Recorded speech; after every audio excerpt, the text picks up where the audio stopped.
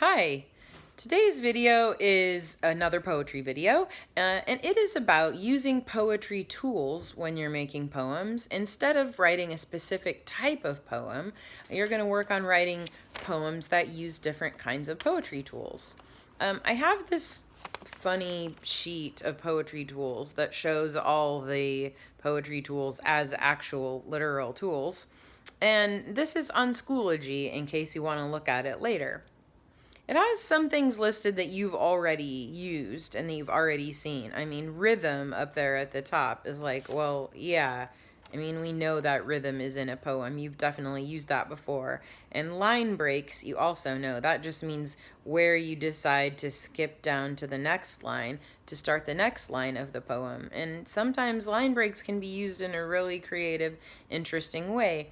We talked about that with the animal poems. Down at the bottom, we have repetition, and repetition is also something that you've used before. When repetition happens in a poem, it's to make a point. You've probably seen that before. And imagery just means that you are using words and descriptions that give the reader a picture in their mind of what's happening, and you definitely have used that before, and especially in all our writing we've used imagery, and you guys are actually really good at it, so I'm expecting you to use good imagery in your poems. But here's some things we haven't talked about. This one is alliteration, and that one means that you're using words that have the same sounds to give you a feeling. I'm going to read you a poem that does that uses alliteration, the same sounds throughout the poem to give you a feeling. This poem is from the book Something Big Has Been Here by Jack Prelutsky, and it's called I Am Wunk. Oh, there's a picture. I will show you the picture. There is the picture. It's a poem about a wizard, and it uses the W sound to give you a feeling about what's happening. I am Wunk. I am Wunk, a wacky wizard, and I wield a willow wand. I wave it once, and there you swim, a minnow in a pond. I wave it twice, and there you sit, a lizard on a log. I wave it thrice, and there you fly, a fly before a frog. I am Wunk, a wily wizard, and I hold a crystal sphere. I spin it with my fingers, you're the carrot in your ear. I roll it on the table, you've an anvil on your head. I place it on your pillow, you've a lion in your bed. I am Wunk, a wondrous wizard, and I wear a woolen hat. I take it off and fold it, you are smaller than a cat. I put it in my pocket, you're smaller than a mouse. Do be quick, your doorbell's ringing. I am Wunk outside your house. So you can see how that poem uses a bunch of "wa" sounds to give you a wizard feeling. You can use that to write one of your poems, that idea of alliteration, to write your next poem if you want to. But you could also choose to write a poem using personification, which usually is funny when you use personification. And it's also a little bit tricky. Personification is when you're giving human traits to something that is not human. In this case, giving furniture human traits. It's called Furniture Bash. And you may know that a lot of furniture has some funny names that are kind of like body parts. So that's what he's using in this poem. This is a Shel Silverstein poem from Falling Up. This book has been very well loved, so there's no more cover on it. Falling Up. The hand of the clock pinched the foot of the bed, so the foot of the bed kicked the seat of the chair. So the seat of the chair sat on the head of the table, so the head of the table bit the leg of the desk. So the leg of the desk bumped the arm of the couch, so the arm of the couch slapped the face of the clock. And they pinched, and they punched, and they banged, and they knocked, and they ripped, and they flipped, and they rolled, and they rocked. And the poor dresser drawer got a couple of socks.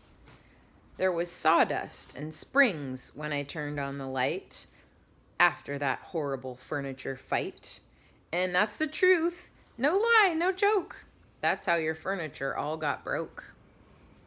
And there's a picture of the hand of the clock that is punching. So those are two ways that you can use poetry tools to make poems. We also have simile, which is when you're comparing something by saying that it's like something else, or it's as something else, as as slippery as ice. That would be a simile, because we're saying that something is like. Simile kind of being like similar. And I have a poem to share with you about that.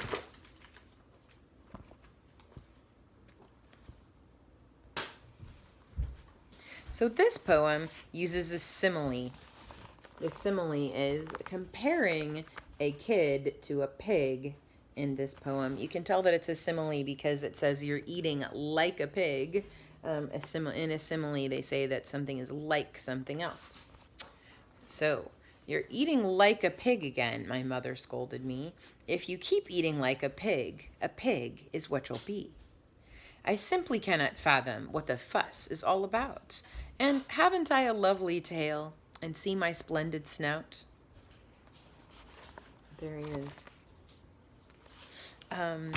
So, I would like for you to write one of those kinds of poems. You can write a poem that uses a simile, comparing one thing to something else. They are similar. It's a simile. Or using personification, giving human traits to something that's not human. It's most funny when it's something that's actually not alive, but sometimes people write personification poems about animals too. Remember, no poems about your dog or cat. Or you can write a poem that uses alliteration, which is when you are using words that all sound the same to give a certain feeling. I can't wait to read your poems, and I really hope that you will sign up to share a poem at our Fancy Poetry Celebration. Our Fancy Poetry Celebration will be this Friday. There is a sign-up sheet in the email I sent to your parents, and if you got all the way to the end of this video and you're watching it, then you'll know that if you sign up to share a poem, I will send you a small prize to your house for participating. So sign up to share a poem at our Fancy Poetry Celebration. Only fourth graders will be on that Zoom call in order to share their poems. So I can't wait to see you there, and I hope you have a great week. Bye-bye.